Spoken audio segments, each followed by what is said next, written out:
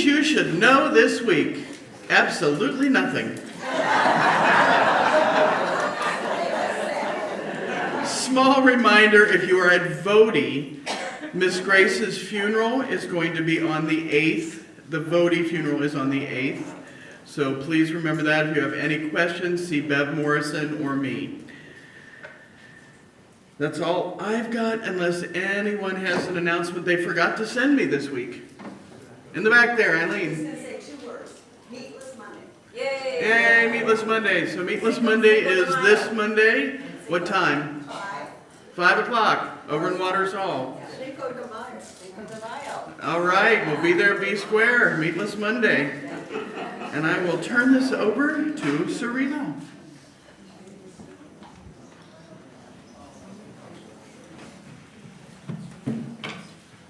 Good morning. Welcome to the Unitarian Universalist Congregation of Venice, known as UCOV. My name is Serena Canarelli, and I'm the worship associate for this morning's service. Welcome to the place of springtime sun and new green leaves, can't predict the weather, where all are granted the freshness of renewal again and again and ever again. The wheel of the year turns and carries us forth on our journey, and we are delighted that you are here and we can travel together. If anyone is here for the first time and feels comfortable doing so, please raise your hand, and either Marcia or Tom or Tony or anybody will bring you a microphone.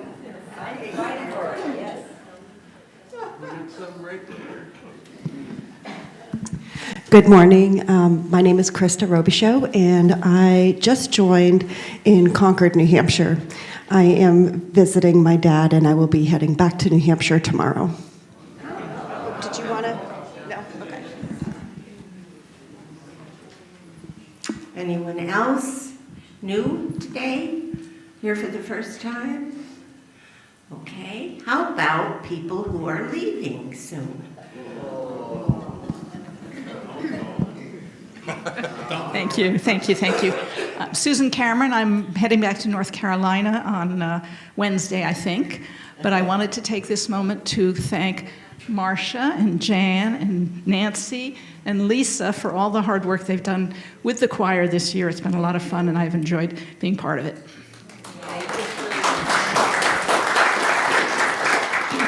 Linda and Peter Toomey, we're leaving tomorrow. We'll miss you guys terribly. We came here with a lot of sadness and sorrow from our family problems, and you have rejuvenated us. And we're ready to go back and hopefully pick up where we left off and do even a better job. Thank you.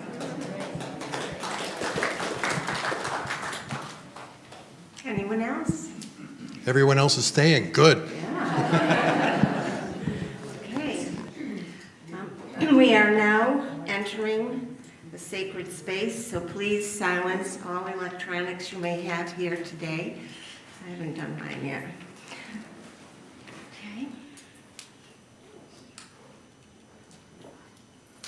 Okay. Lighting.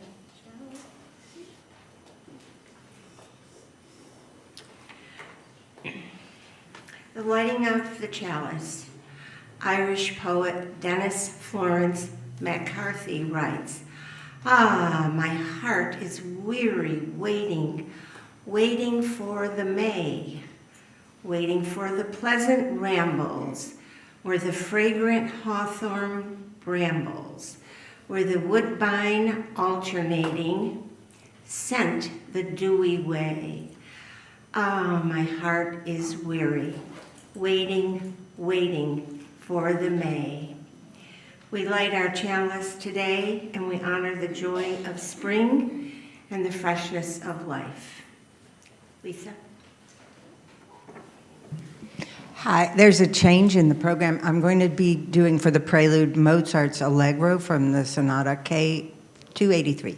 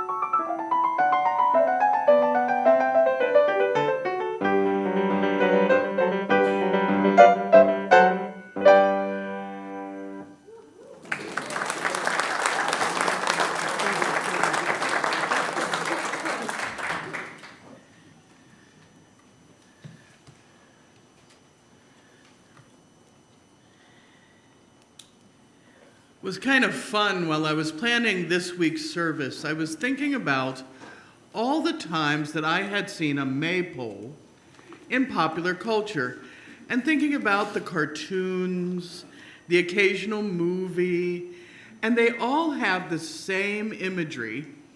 And bear with me on this. You see this wonderful, perfect straight pole.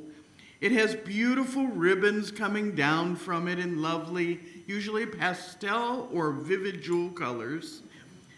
And everyone dancing around it is either Wiccan pagan in full robes looking like they've just come out of central casting, or it is a bunch of lovely ladies and gentlemen in their Easter finery. None of these really match the history of the maypole. Most of the time when you see kids running around wrapping this up and a few embarrassed adults trying to dance along, that isn't what we're talking about. We're going to be talking today about the origin of this and why it still matters today. And some UU churches still do a real maypole. This fertility ritual goes back centuries, and it's actually fascinating. And so we're going to be talking about sacred sexuality and about fertility rituals and about the maypole, and we're going to try to laugh a little today. So please rise as you are willing and able, and join me in our first hymn, number 347, Gather the Spirit.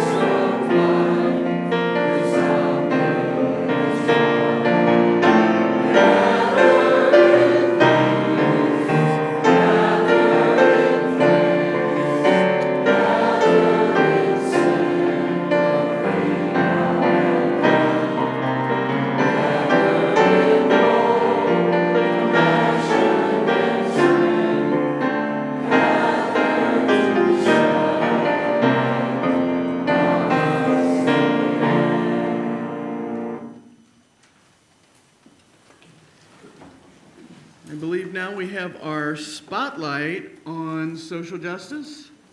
All right, John Van Camp.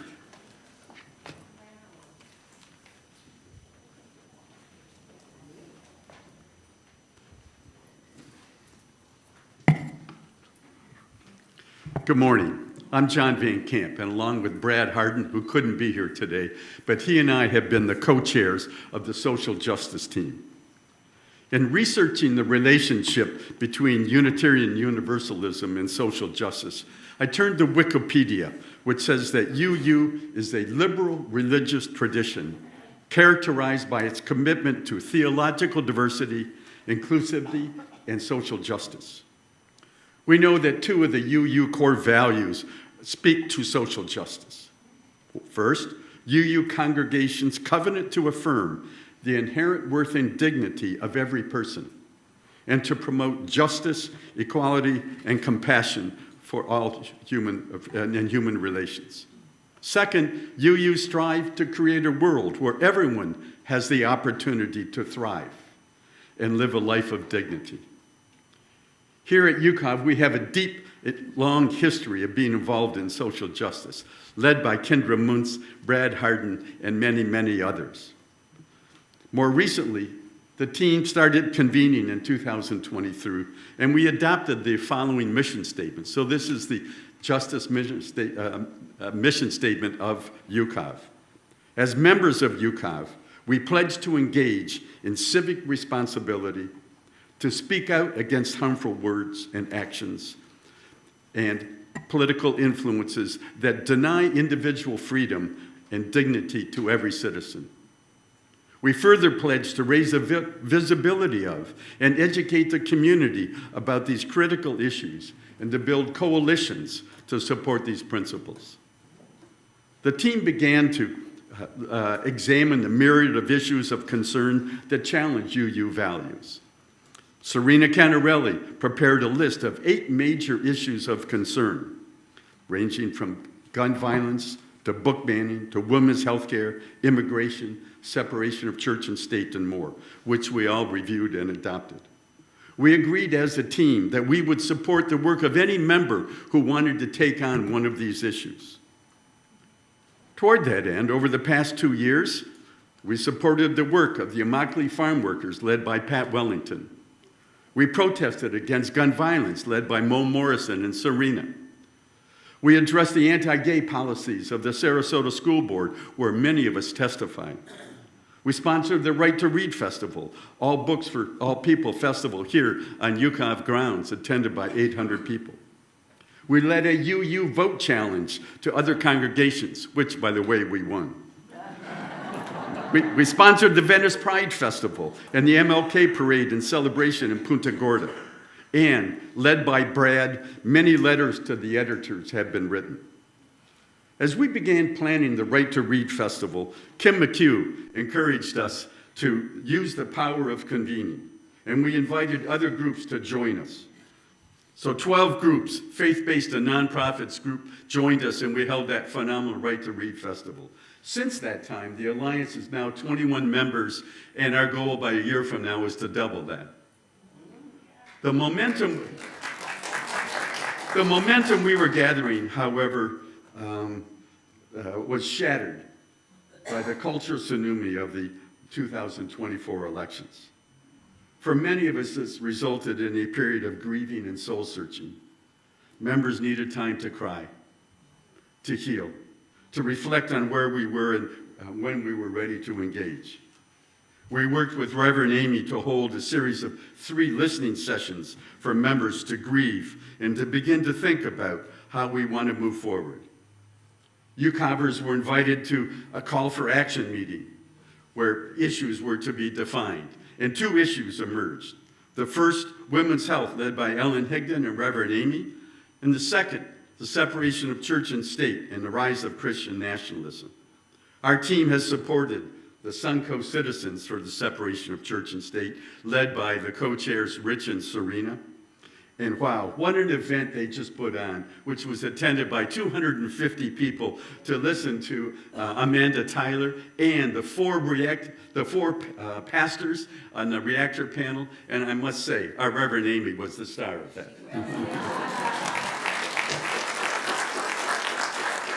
All right, but now as we look to address the growing issues of concern, Brad and I are thrilled to turn the leadership of the team over to Ana Driolos and Diane Koss. Yes, a couple of old farts stepping aside to two young, powerful women. The first team meeting that they will be holding will be on Friday, May 23 at 10 o'clock at Waters Hall. Brad and I thank you for working with us in the past, and we hope you will give your enthusiastic support to these two powerful women. Thank you.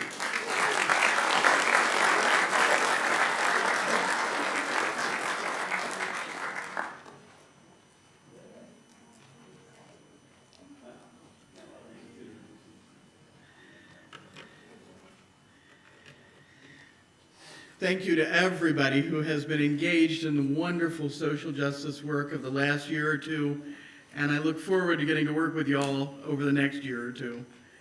This is the time in our service when we do our offering, and it's always done with a joke, because giving shouldn't hurt. A few years ago, a young UU minister with long hair and a beard attended a multi-faith seminar. And who should be there but Pope Francis himself? Now, this minister had an amazing, beautifully restored black Bentley with black tinted windows, and he parked it at the curb. As they left the hall, Pope Francis said, "My son, I am never allowed to drive anywhere anymore, but I'd really like to drive today." And the minister said, "Of course, Your Eminence, climb in. You can be my driver." What a great story he was going to have to tell his friends. The Pope climbed behind the wheel, and the UU got in back, and the minister quickly regretted his decision when the pontiff floored it, accelerating the car to 120 miles an hour. "Slow down, Your Holiness," pleaded the worried minister, but the Pope kept the pedal to the metal until they heard the siren of a motorcycle cop behind them. The Pope pulled over and rolled down the window as the cop approached, and the worried minister popped his head out of the back and said, "Is everything okay, officer?" The officer took one look at them and ran back to his motorcycle and grabbed his cell phone. His wife answered the call, and he whispered, "Quick, call the church, give them $10,000, and call me back when you've done it." His wife was a little confused, but he said, "Just do it." He waited impatiently until she called back. She said, "Well, I did it, but what is going on? Are you in trouble?" He said, "I stopped a Bentley going 120 miles an hour." "So bust him," said his wife. "I don't want to do that. He's really important," said the officer. His wife said, "All the more reason." "No, I mean really important," said the cop. "I think I'm in trouble." His wife said, "Who is it? The mayor?" "Bigger." "A senator?" "Bigger." "The president?" "Bigger." "Well, who is it?" "I think it's God." "What makes you think it's God?" said the wife. "His chauffeur is the Pope, and Jesus is in the back seat."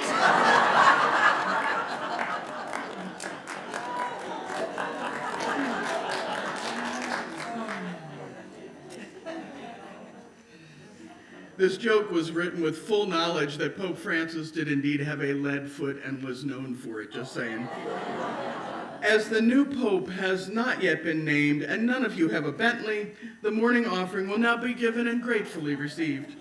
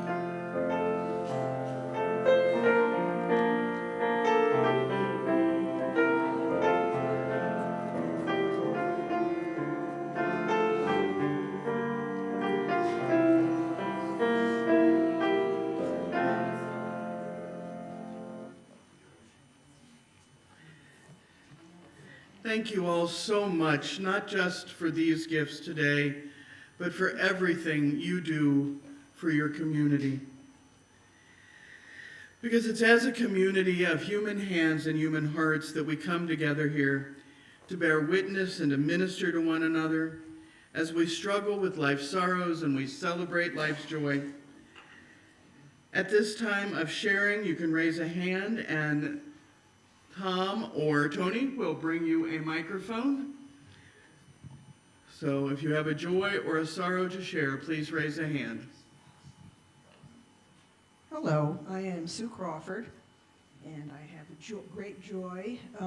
Skills USA is an organization that puts on, among other things, puts on competitions for high school students who are studying job skills. And this past week, my 16-year-old grandson entered the Massachusetts Skills USA competition. He is a sophomore at East Hampton High School. And you would think that the juniors and seniors would take the prizes. Well, William won first prize in Massachusetts. He will be going on to the national competition in Atlanta, Georgia next month. And I am really, really proud of him. Oh, he is in the automotive competition. Just as a footnote, my children also went to East Hampton High School, but it was the one in Connecticut. At least 3 of them. Good morning. My name is Cathay. I do the library here, and I have a great joy. I'm able to go visit my mother in California this week. She's turning 93 on Mother's Day, so it's a dual celebration. And I just completed Reiki training level 1, so I'm hoping to do that on her. So when I'm out there, but it'll be a nice visit.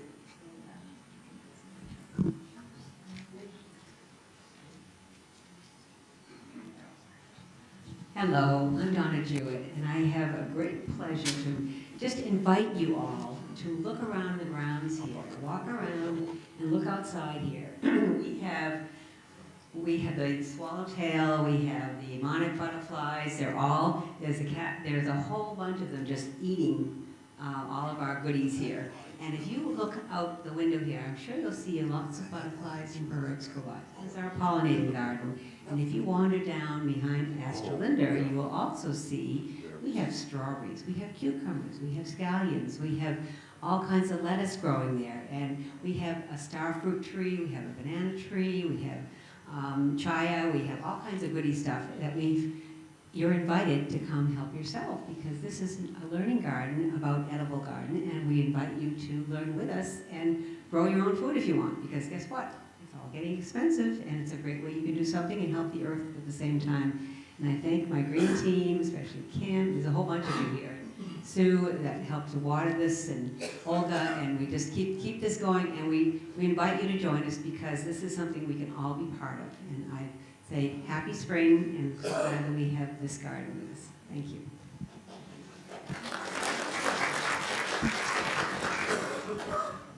I'm Brad Harden, and I missed the nice things that John said about me, and I know they were nice. We're good friends, and I just want to say that Anna and Diane are going to do a wonderful job, and we will all want to support them. There are so many things that we can do. And there's something I've been holding off saying for some time. As you know, there was an effort to change the name of the park, a wonderful member that we had here, Maxine Barrett's park. And Dee and I have been going down there quite often, just to see the sun go down. And it's beautiful at night, and if some of you haven't been there, I suggest you go. But there was an attempt of some people to change the name away from the person that put a huge effort into overcoming the other people that would like to have done something different with that. And there was a publication on the Gondolier that had letters to the editor that I read, and the first letter was written by somebody from here from the congregation. I don't remember which one of us it was. arguing how terrible it would be to change that name. I read the second letter. It was by somebody from this congregation.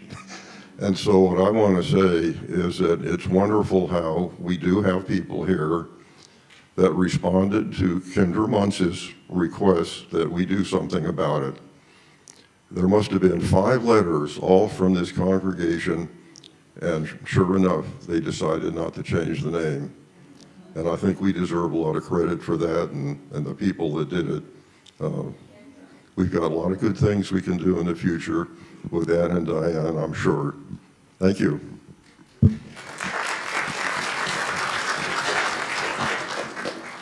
Hi.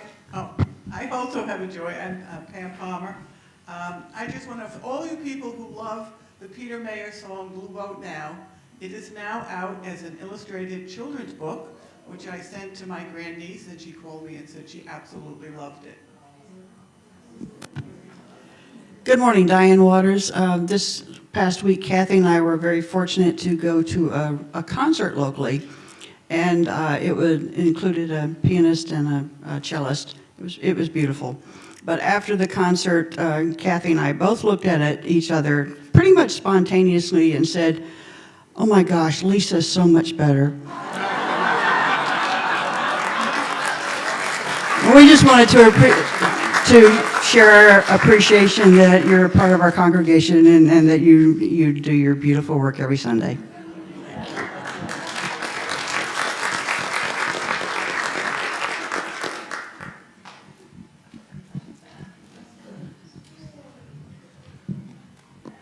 Hi, my name is Jean. Good to see all of you today. Today being the first Sunday of the month, it is also our birthday celebration after the service. We're honoring Rich Canarelli today. Bill Colagrande, if you're watching us, we welcome you to us in our hearts. Happy birthday. We hope you'll be back with us soon. Sue Crawford, Peggy Drogosh, are you here? Yes, she is here. Linda Engel, is she here? Are you here, Linda? She is. Hey, great. Janet Morrill, or Marill, Corinne Steele. And Peggy Titus Hall. Great. Happy birthday to all of you and others whom we may have missed who have birthdays in May. Happy birthday to you. Happy birthday to you. Happy birthday to you, Covers. Happy birthday to you. Thank you, Lisa.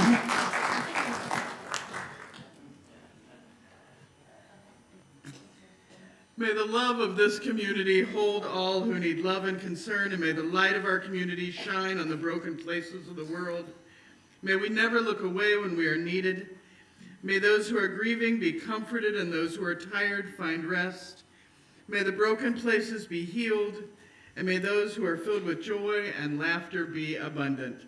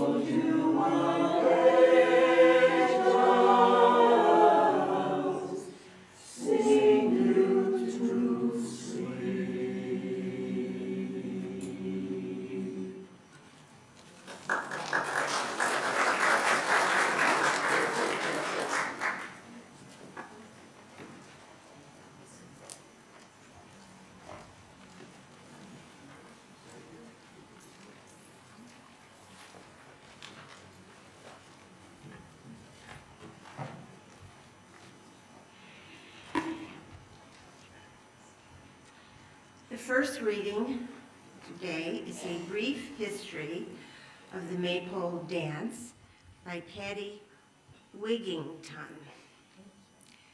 The late Oxford professor and anthropologist E.O.A. James discusses the Maypole's connection to Roman traditions in his 1962 article, The Influence of Folklore on the History of Religion.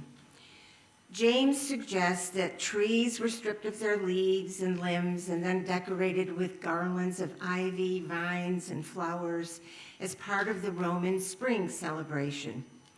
This may have been part of the festival of Feralia, which began on April 28th. Other theories include that the trees or poles were wrapped in violets as an homage to the mythological couple Attis and Cybele. In the British Isles, the Maypole celebration usually took place the morning after Beltane, a celebration to welcome spring that included a big bonfire. When couples performed the Maypole dance, they had usually come staggering in from the fields, clothes in disarray, and straw in their hair after a night of lovemaking. This led 17th century Puritans to frown upon the use of the Maypole in celebration. After all, it was a giant phallic symbol in the middle of the village green. When the British settled in the U.S., they brought the Maypole tradition with them. In Plymouth, Massachusetts, in 1627, a man named Thomas Morton erected a giant maypole in his field, brewed a batch of hearty mead, and invited village lasses to come frolic with him. His neighbors were appalled, and Plymouth leader Miles Standish himself came along to break up the sinful festivities. Choir?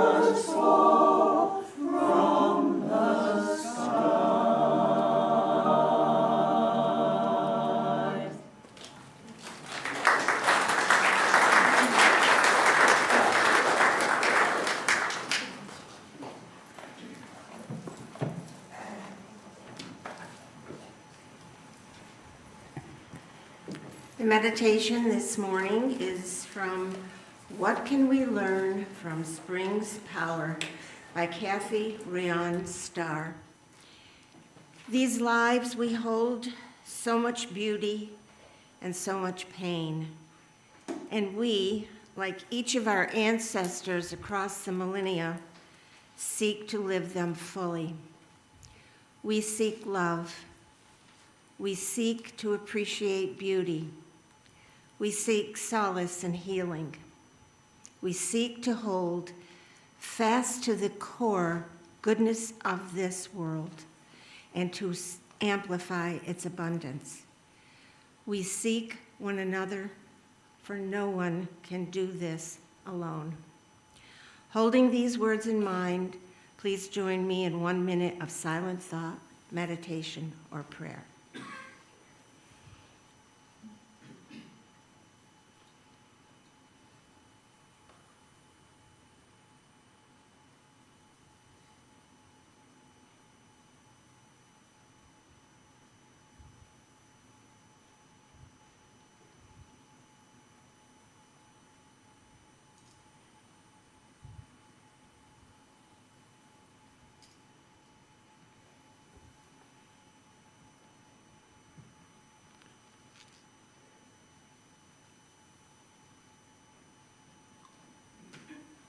I'll be playing a song by Schumann entitled Widmung that was transcribed by Liszt for piano. Its name is Love Song.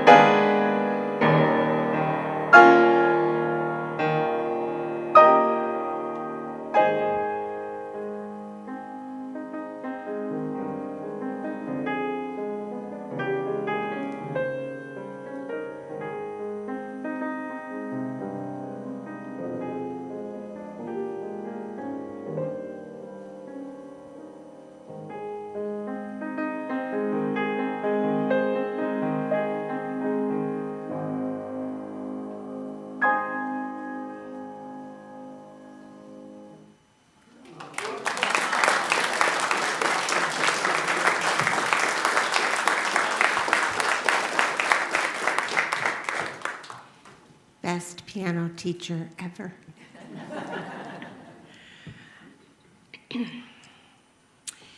This is an excerpt from a poem by Southern author and poet James Dickey. The poem is called May Day Sermon to the Women of Gilmer County by a lady preacher leaving the Baptist Church. You ready? Once a girl in the country will find herself dancing with God in a mule's eye, twilight drifting in straws from the dark over head of hay. Cows working their sprained jaws sideways at the hour of night, all things are called. When gnats in their own midst and fury of swarming time crowd into the barn, their 60-year day consumed in the sunset, die in a great face of light that swarms and screams of love. Each May, you will crouch like a sawhorse to make yourself more here. You will be cow chips, chickens croaking for her hands that shook the corn over the ground, bouncing, kicked this way and that by the many beaks, and every last one of you will groan like nails barely holding, and your hair be full of the gray glints of stump chains. Children, each year at this time, you will have back pain, but also heaven, but also this lovely other life. Pain between the thighs, woman, child, or woman in bed in Gilmer County, smiling in sleep like blood beast and Venus together, dancing the road as I speak. Get up in your socks, and take the pain you were born for, that rose through her body straight up from the earth like a plant, like the process that raised overhead the limbs of the uninjured willow. Children, it is true that the kudzu advances, its copperheads drunk and tremendous with hiding toward the cows. And wild fences cannot hold the string beans as they overshoot their fields. That in May, the weasel loves love as much as blood. That in the dusk bottoms, young deer stand half in existence, munching corn shucks. True that when the wind blows right, Nickajack releases its mist, the willow leaves stiffen once more. All together, you can hear, each year at this time, you can hear, no. Now? No. Now? Yes. Again. We're going to be singing Come, Come, Whoever You Are, number 188. She's hiding. Please rise and body your spirit and join in singing Come, Come, Whoever You Are.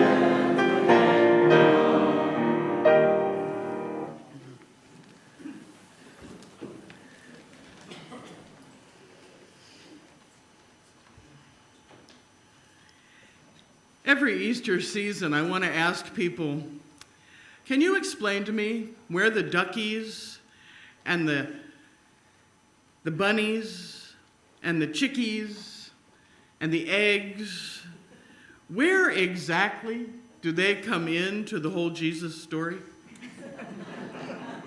And you'd be amazed at how many people have elaborate explanations, and I go, you know, it's from an older religious perspective. It's from the older fertility cults. Oh, no. Yes, it really is. Spring and sexuality, spring and fertility have been twined together as long as people have been able to think about sexuality. And for animals, it's always been twined together. It's the time of the year where food begins to become plentiful again, where sap rises in the trees, and quite honestly, where it's possible to lay out in the field or in a barn and not freeze anything important.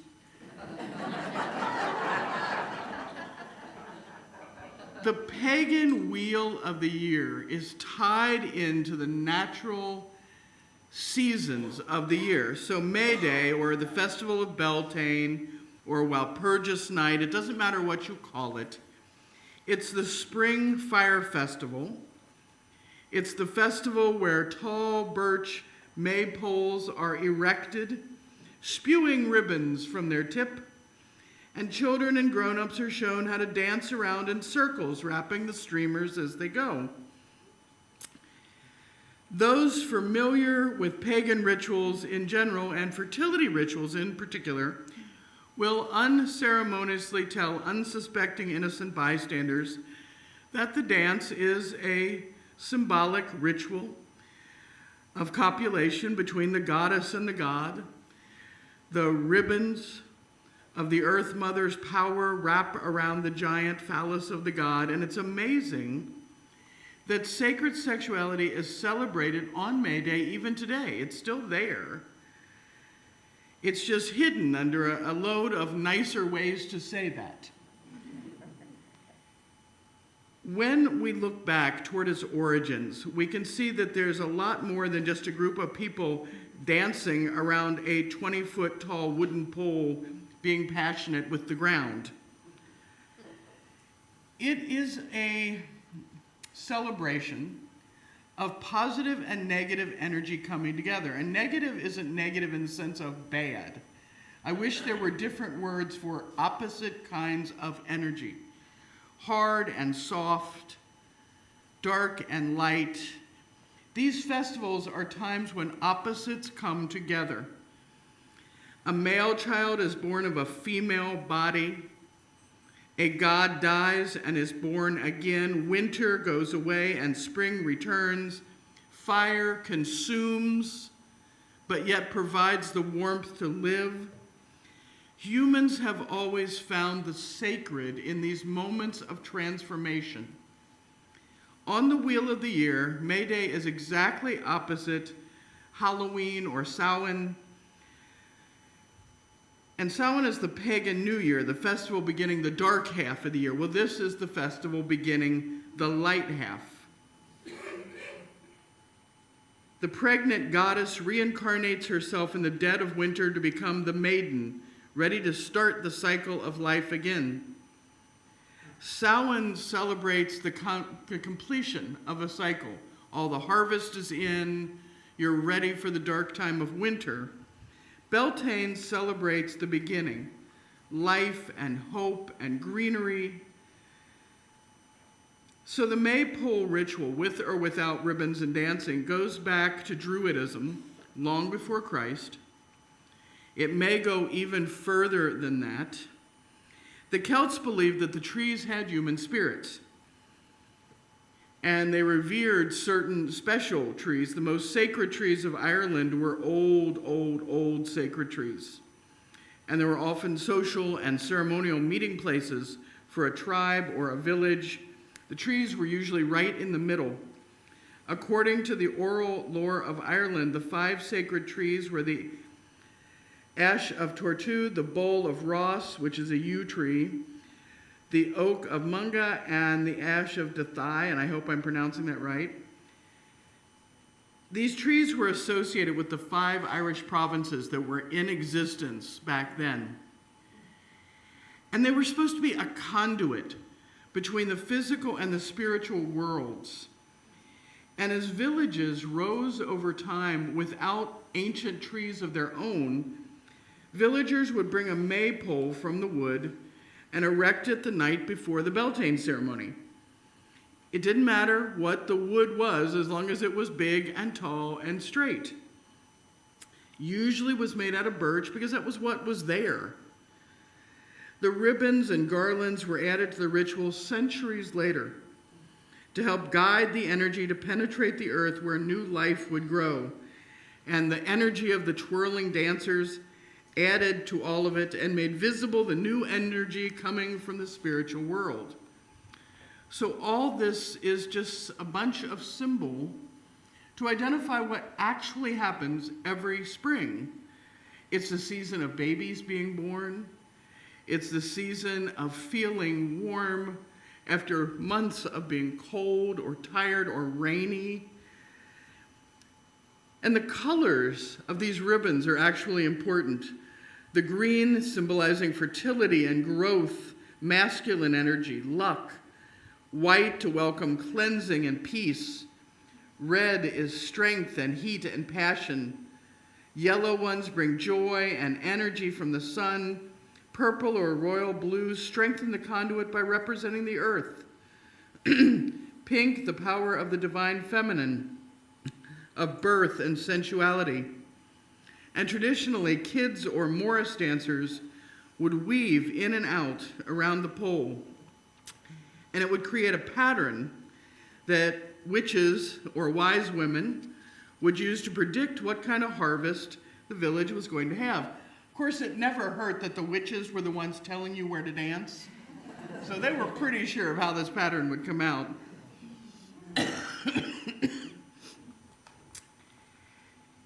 Back in 1555, we have the first record of Morris dancers coming out. Now, they don't just dance for Beltane. They dance for a lot of different things. I was married to someone from England for a long time, and there is a general sense of humor in some communities about Morris dancers. They are the equivalent to folklore society aficionados who like to get out there holding and dancing with a handkerchief and bells and doing wonderful folk dancing moves.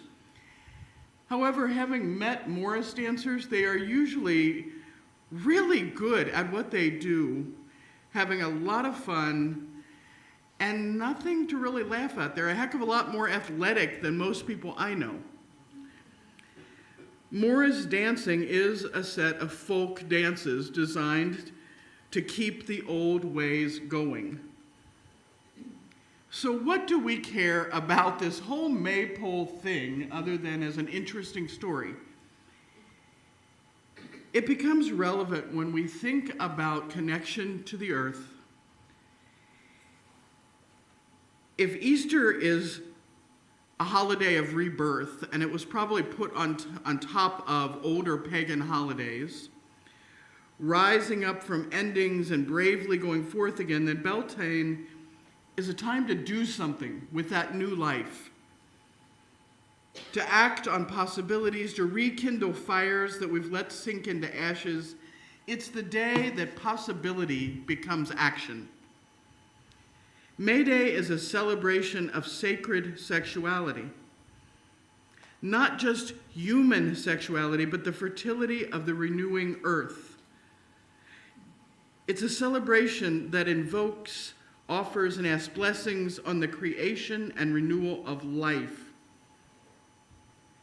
This matters, and it especially matters to a lot of us who spent time in churches that told us that anything that had to do with sexuality and fertility was, what are some words that you got told? Bad? All kinds of things designed to make us feel guilty about our bodies behaving in ways that nature behaves. So we got told bad and dirty and guilty, and some of us got told only between a boy and a girl. Some of us got told only between two people ever. If you mess up with the first one, there's no do-overs, that's it for you. All of this doesn't match with what nature and our bodies are telling us, which is that it doesn't work that way. Sexuality, fertility, physical love, all of these are natural parts of who we are as beings. Love is higher.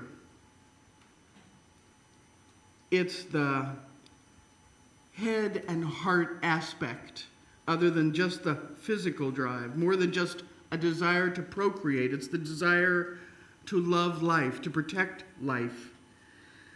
Love is the force that provides balance and direction to the aggression or acquisition drive that's also part of our nature. Love's the fountainhead of our sanity. If the drive to reproduce and the drive to have sex is built in at our baseline, so is the love drive, because it's the part that stops us before we go too far and hurt somebody. It's the part that says we have to care. Do you have to fall in love with every sexual partner? Absolutely not, but you have to care. You can't hurt people. Those who came before us didn't need a special day to remind them that they were part of the natural world. They walked with their flocks, they tended their fields, they slaughtered and prepared meat. They walked to the battlefield, they cared for the dead. They got hungry in midwinter. They were ruled by day and night, spring and summer. And we've lost that connection. Technology makes it all mostly irrelevant. We've got electric lights and buses. Food grows in grocery stores.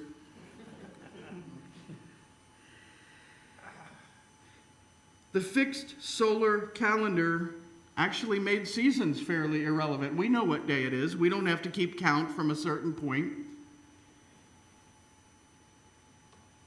We're a little adrift as a society.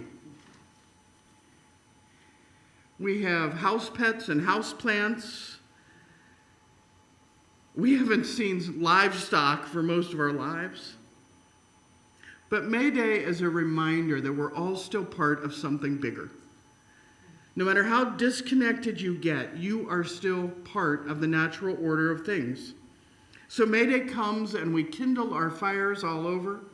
We erect the Maypole, and we dance with wild, abandoned, binding ribbons with the potency of one energy and the desire of another. Traditionally, after all the dancing, the couple would go out to demonstrate fertility because they were young, happy, healthy animals, just like everything else in the spring. May Day is your sanity reset button. Brings you back into a natural cycle, no matter how much you've gotten caught up in staying up too late and getting up too early, and May Day gives you a reset. Do we need May Day as an excuse to celebrate love and physicality? We've never needed it more. It's spring. So erect your Maypole or help your friend erect theirs. Put on your dancing clothes, twirl in your ribbons, and dance with joy because you are human and alive. You have sensation in the world as part of new life, and you get to start again. What a wonderful time of the year. Should you really go get a pole? I don't care. Go out to lunch, have a great time with your friends. Hold them close. It's the time of year to take a deep breath and start again. Have an amazing time. Amen. Amen.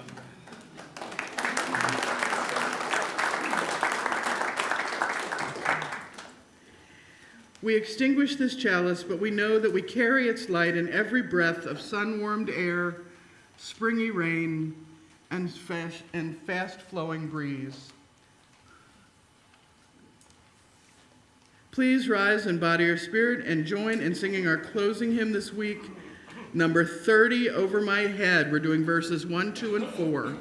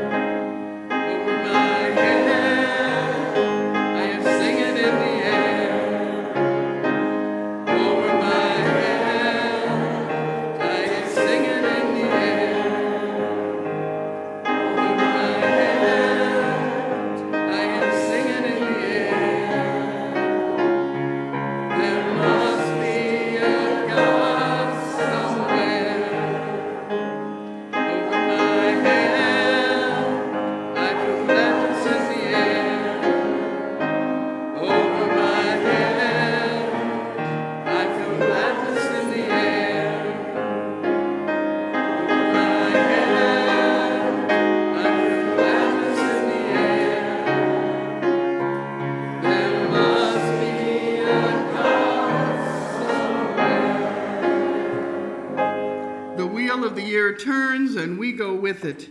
Go into the sun-dappled world with joy, ready to give life to all that you dream into being. Peace, ashe, and may it be so.